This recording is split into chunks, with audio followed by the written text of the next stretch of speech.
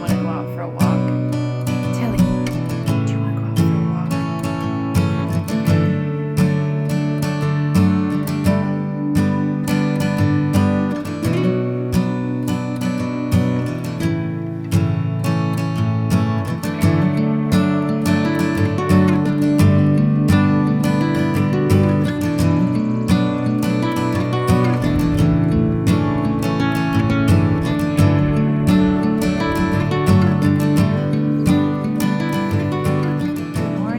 Happy July 1st. I cannot believe it's the first day of July. That is crazy. Where did June go? I don't even know. Anyway, I thought I would do a little vlog today. I enjoy vlogging, although today I am doing it more as a practice for my mental health because I have been struggling the last couple of days. My mood has been low. I've been very anxious. And so I've been stuck in my head, and I have been struggling with these things for my whole life, really.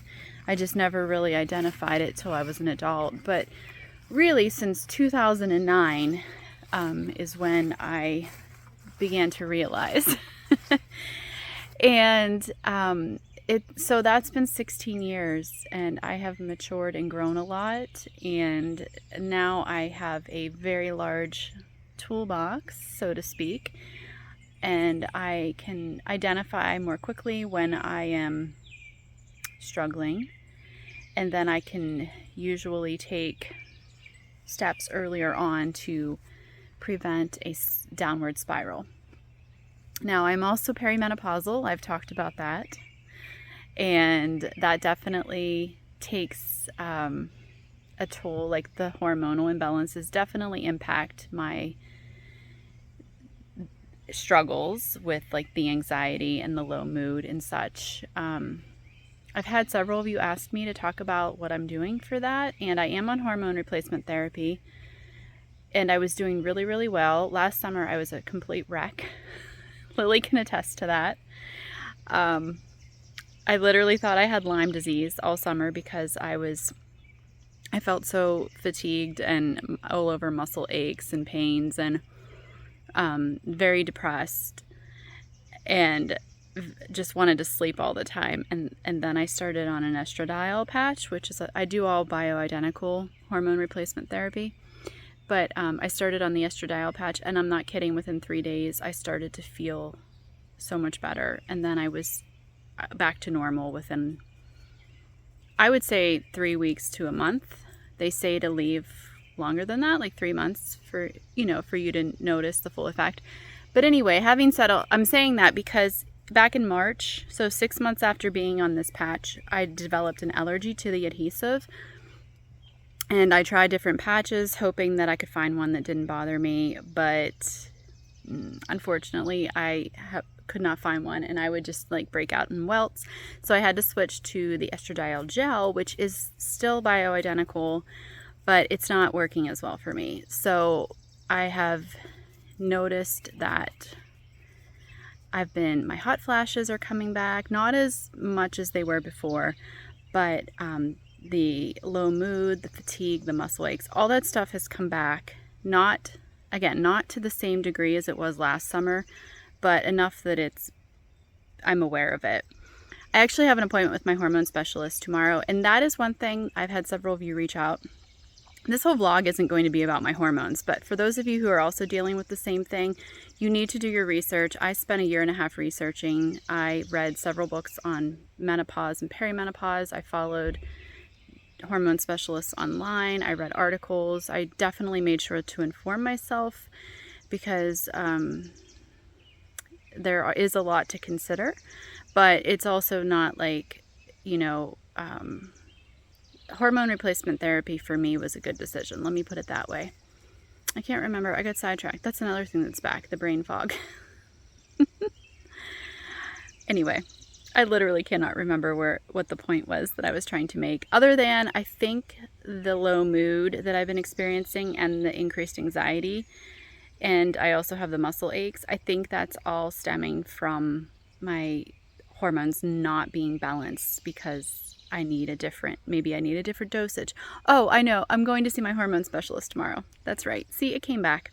So I'm eager to go talk to her and see what I need to do to maybe I need a higher dose on the gel than I did on the patch.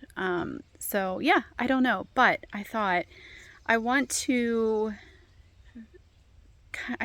vlogging today would be helpful to me, because it would help get me out of my head.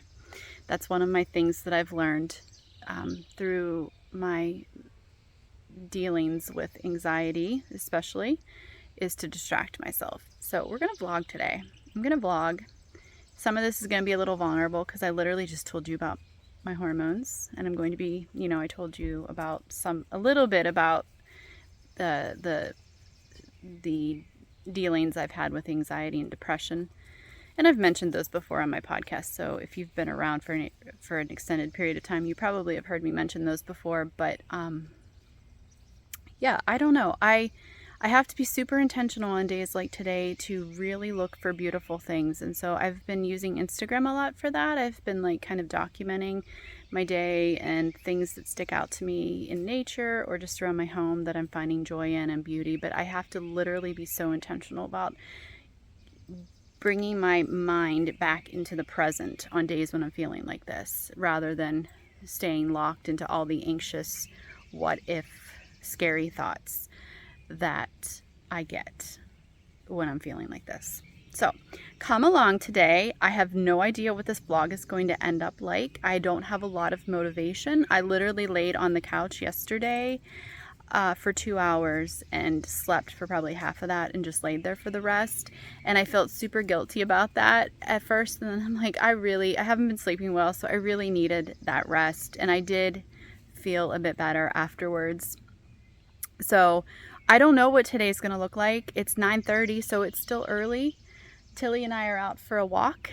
And of course, I have all the other house stuff that I need to do. I would like to do some knitting. I haven't even knitted a single stitch yet today. So yeah, I don't know. If you're interested, come along with me and we'll see where the day takes us.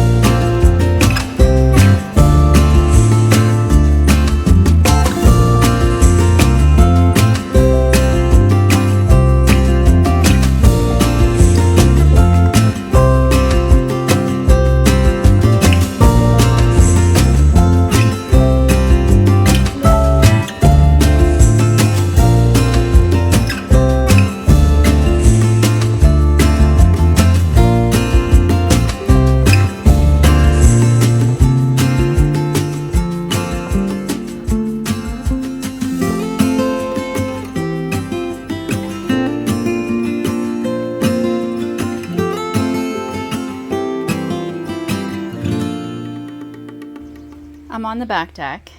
It is lovely because it's like, I don't know if you can see it. It's raining. It's a light rain. And I love that. Tilly's out here with me, of course. Are you going to take a little morning nap? Mid-morning nap? I came out here to work on my lotus top.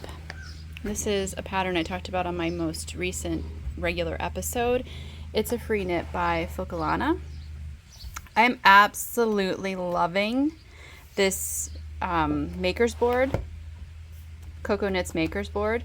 It is like the magnet's super strong, so it's actually holding in place how many pieces of 3 pieces of paper, which is so much better than my the thing I bought from Amazon. And then I could be storing those extra pieces in here, but I'm not currently. This is a free pattern, so I'm not worried about showing you the chart. But I'm gonna sit down here for a while and work on it.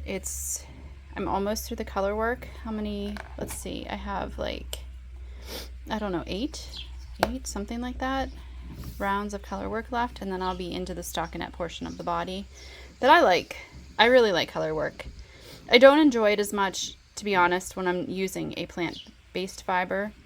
I have to just really be more mindful of my tension because it's not elastic at all. Like cotton and linen are not elastic at all. There's no give to them, so I have to be really careful about my tension.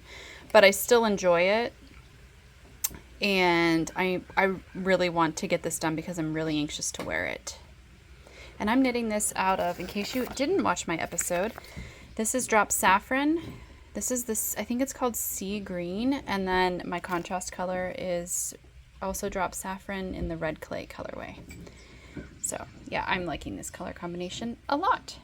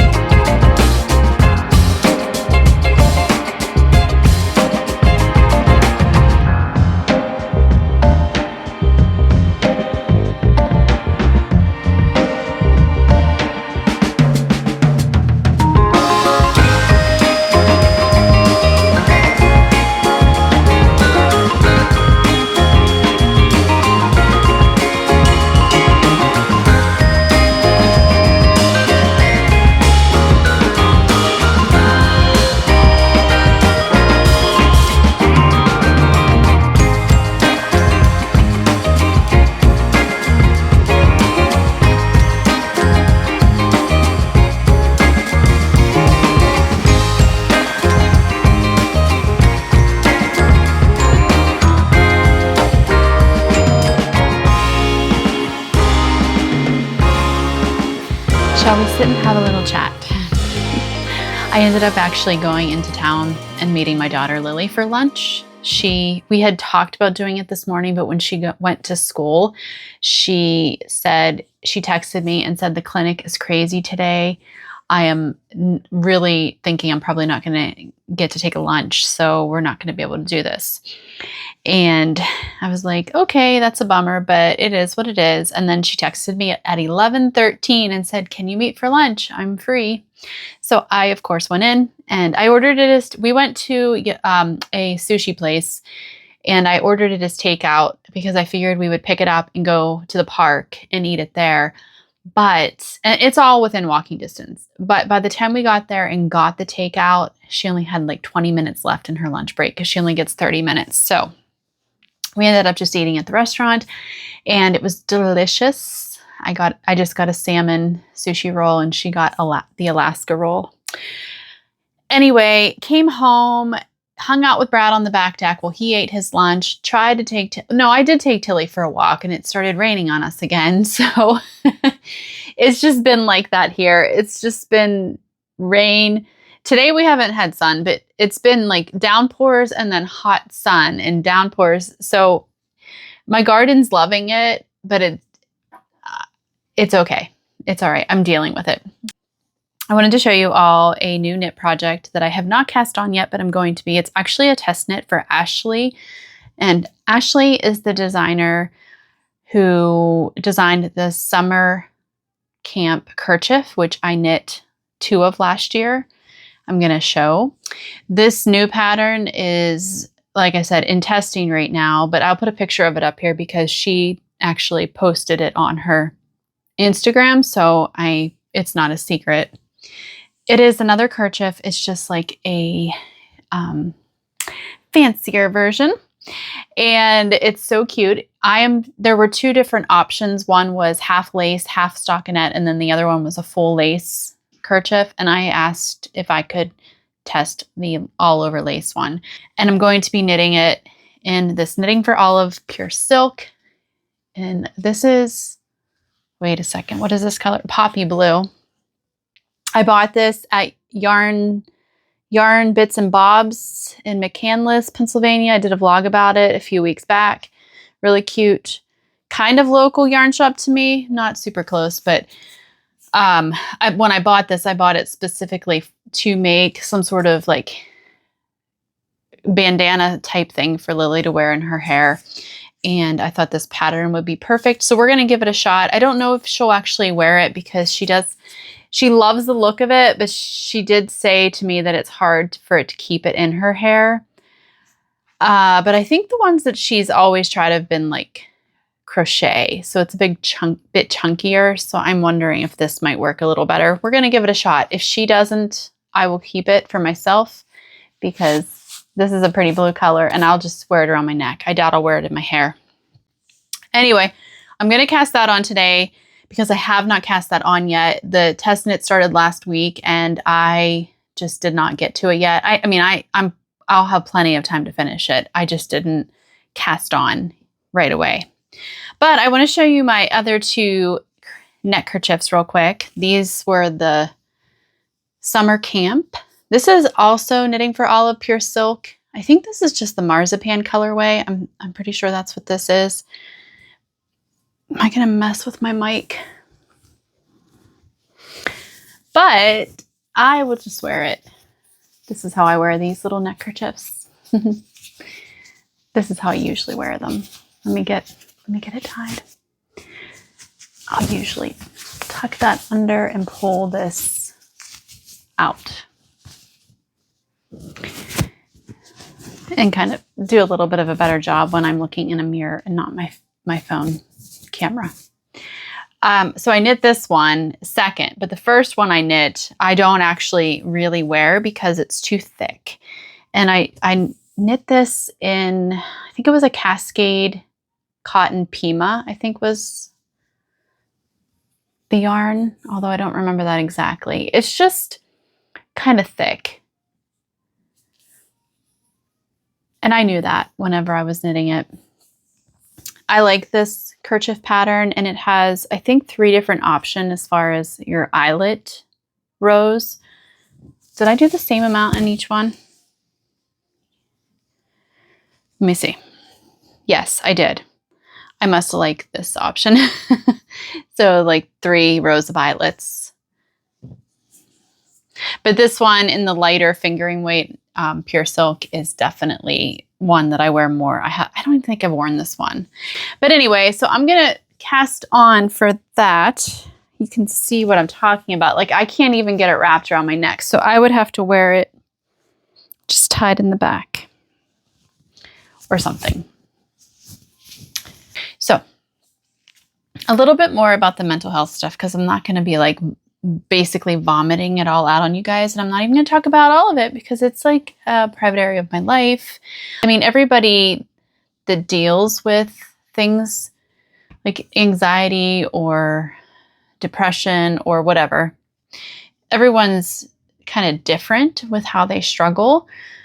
Mine personally, I think part of it is just maybe my chemical makeup, because I as I said earlier, I identified as an adult that I was having panic attacks as like an elementary age child, but I didn't know that's what they were at the time.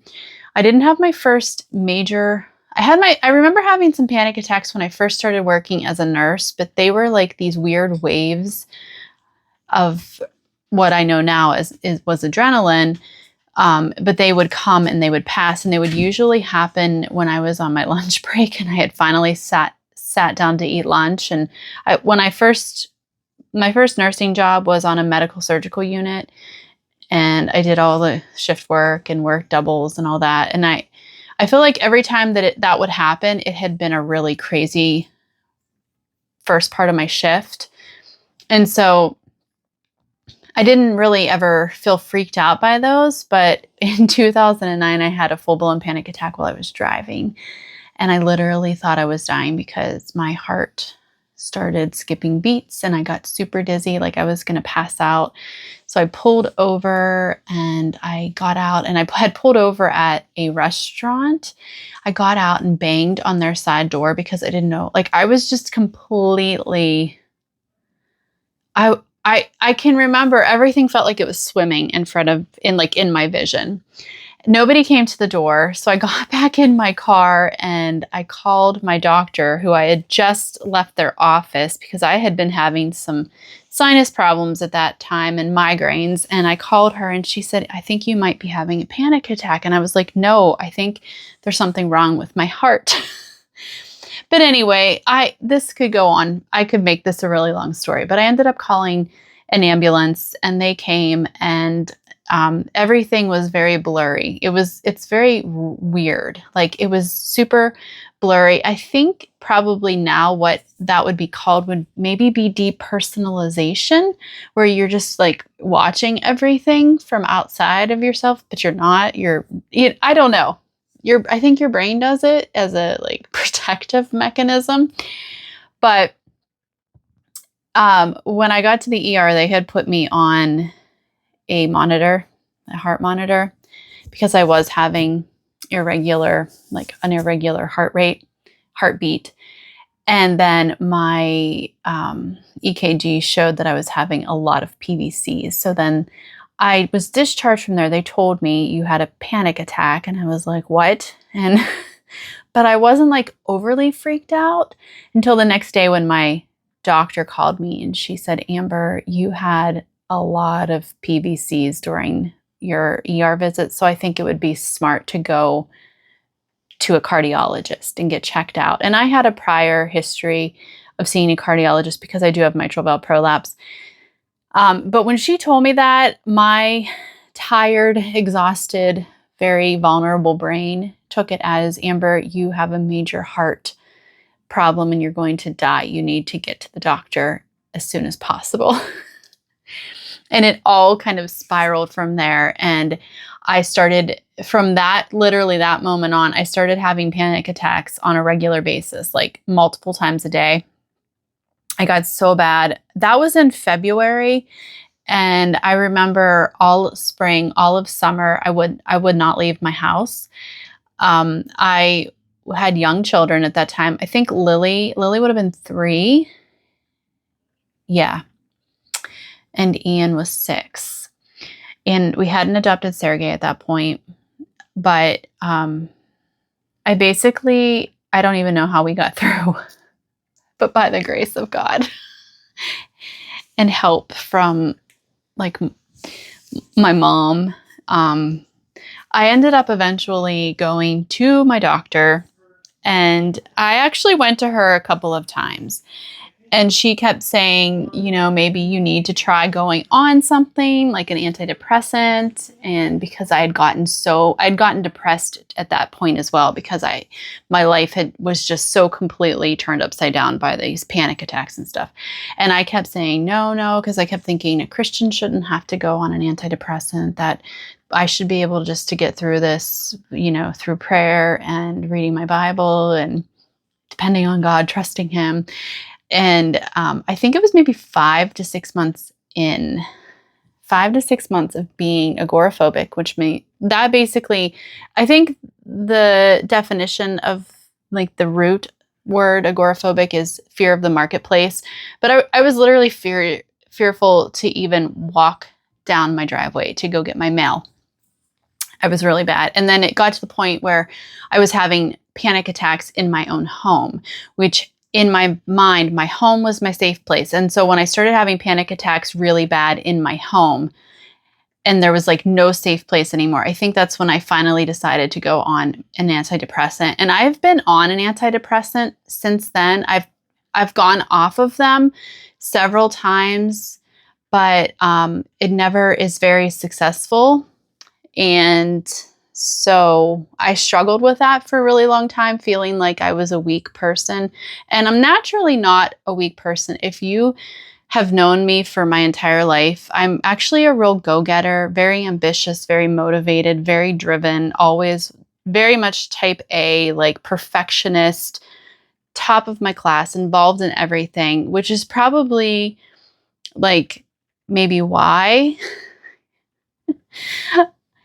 I developed some of the things, because I was so hard on myself. But I'm pretty much to the place now where I have accepted. I don't like the fact that I take something to help me, but I also know when I'm not taking it, how I basically do not function. And so when all of this was really when I was really in the heat of it, I was a young mom. I would have been in my late 20s, I think. Yeah. My late 20s or 30. No, it was my late 20s. But anyway, I have grown a lot in it. I have learned a lot through I don't think you should just go on an antidepressant and that's all, because that just balances your chemicals and it makes you able to deal with life and to address the deeper issues. And so I've done lots of therapy, which has been, some of it was helpful, some of it was absolutely not. My last therapist, who I've been with for 6 years. I think I started seeing her in 2019. She is amazing, and I don't see her constantly. Right now, I haven't been meeting with her regularly because I've been pretty good. But over the winter, I was struggling because I deal with the seasonal affective disorder, and we had a really cold, gray winter. So I did some sessions with her. And then also in 2020, when I turned 40, so I'll be 46 this year, but when I turned 40, I just, that's when my hormones started to tank. I was blaming it on the pandemic. I was blaming it on the fact that I had just started my first job since the kids were little. I was working as a barista, and it was during the pandemic. So I was having to wear a mask at work, which was giving me a lot of anxiety because I felt like I was suffocating. And then also that was also the year here in America where we were experiencing a very heated political season. So I was hearing a lot just from working in the coffee shop from customers and stuff. So I had very much come out of my little homeschooling bubble. And so I was blaming all of my struggles on that. But now in retrospect, I realized that that is when my hormones started to tank. And that hasn't always had a big impact on me. Even so I had a hysterectomy in 2017 because I had adenomyosis and severe endometriosis, but I still have my ovaries, so I was still producing hormones. So I couldn't track anything, which was hard at times. It made it really hard because I would be super, super anxious for a while. And I would think, oh my gosh, I am backsliding in this mental health stuff. And then all of a sudden one day I'd wake up and feel fine. And I would be like, oh, okay, it was just my hormones. So I knew and before that, when I still had monthly cycles, I dealt with, the week and a half before. And as it got longer and longer, like sometimes it was 2 weeks that I was struggling. But then one day I would just wake up and be like, oh, life is good. I feel good. So I know that hormones have definitely always impacted me mentally, but going through perimenopause and having my estrogen and progesterone doing this all the time was definitely hard. And last summer, I just hit a wall. And I was so bad, not just mentally, but like body aches, joint aches, so tired, just wanting to sleep. I had absolutely no motivation to do anything. The things that I normally loved were not bringing me joy. And I was like, am I depressed? Because that's how I get when I'm depressed. But then I ended up seeing a hormone specialist. I actually saw two. The first one put me on progesterone, which made me, that's a whole nother story. I didn't react well to that. The second one took 11 months to get into. No, 12 months. I saw her for the first time in January of this year. So the first hormone specialist put me on progesterone. And then when she saw how I reacted, she pulled me off of that and put me just on an estradiol patch. And within 3 days, as I said earlier, I started to feel so much different. All of that started to lift. The achiness started to go away. And then by the time I went to see the second hormone specialist, who I'm actually currently seeing now, I like her a lot, I felt really, really good. That was in January. So it's really hard as a woman with fluctuating hormones to do life sometimes. And I know that some of you who watch are in that stage of life as well. So I just wanted to tell you, you're not going crazy. Like, it is just, and some women have no problems at all. I literally envy you, because my situation has been the opposite of that. I definitely have noticed the shift. So, but like I said earlier, I did a lot of research and I decided that I was going to go on hormone therapy. It's bioidentical. I did the natural thing for 2 years before going to see an actual medical doctor. And although that naturopath helped me with my immune system and some other things that I had been dealing with, the hormone stuff was not touched. I mean, it's not that she tried, but nothing that we did worked, including like the progesterone creams that you can get over the counter that have the yam in it. I did all that stuff. I couldn't get any effectiveness out of any of those things. So then I decided to see an actual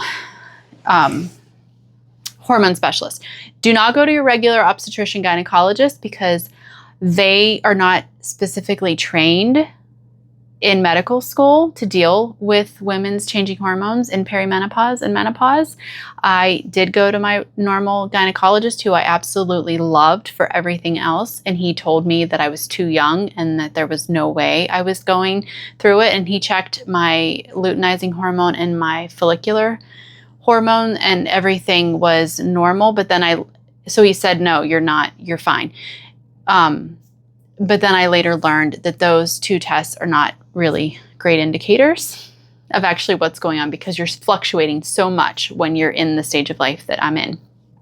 So go to North American Menopause Society if you live at least in the United States. I don't know if that includes Canada as well. It is the North American Menopause Society. But if you go on that website, which if I remember, I'll link it down below, you can actually put your zip code in and it will pull up like a directory of doctors who are either certified by NAMS or they have registered their names, which means that they lean towards, they've had some sort of training in perimenopause and menopausal issues. So those are the doctors that you want to go see and both of the ones I have seen were on that website. They're the ones that know what they're doing because they have received additional training. And it may take a long time to get in with a specialist like that, but just get it booked and get it on the calendar. Time flies. Before you know it, your appointment will be here. Because for me, it was definitely worth it. We're still tweaking because, like I said, unfortunately, I developed an allergy to the adhesive. So I am now trying to figure out the whole gel thing. And I also the second doctor of mine was willing to let me get my progesterone compounded so I could go in at a smaller dose than the one that I could get at a regular pharmacy. The first doctor was unwilling to do that. So the second doctor was willing to do it. And I appreciated that. So that's another thing. Like, you have to be very much an advocate for yourself, and know what you feel comfortable with doing, and you need to do your due diligence and your research as well. But anyway, I just wanted to put that all out there. Some of you probably completely glazed over, or maybe you're not even listening anymore, because not everyone who watches this channel is perimenopausal or deals with mental health. But I wanted to share that because I think it's two things that are very important and that really can be helpful to other women to hear. And not just women on the mental health stuff, men deal with mental health issues as well. But I think it can be really helpful to know that you're not alone. It kind of bolsters you a bit. I mean, it does me anyway. Like, thanks for letting me share all about that. Now I'm going to get back to my regularly scheduled things for the day, which includes folding laundry, putting it away, figuring out dinner. It's just going to be Brad and I tonight. Lily's not going to be home, so I don't have to make anything really big. I think I might do chicken burrito bowls, and maybe do some planning for some future podcast episodes as well, because I haven't given that a lot of thought lately. Okay. So, if you're still here at this point in the vlog, thanks for sticking with me. And maybe I'll touch back later and talk some more.